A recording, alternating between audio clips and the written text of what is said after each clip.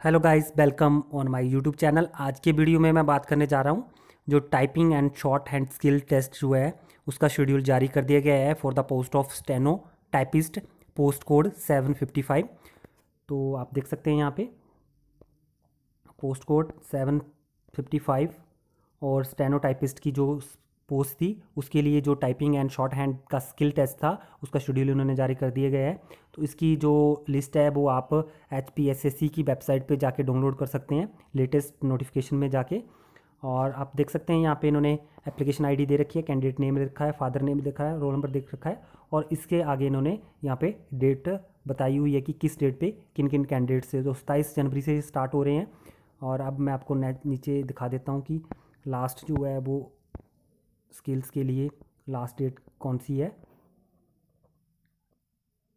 तो 6 फरवरी तक ये लास्ट जो है वो कॉल की गई है।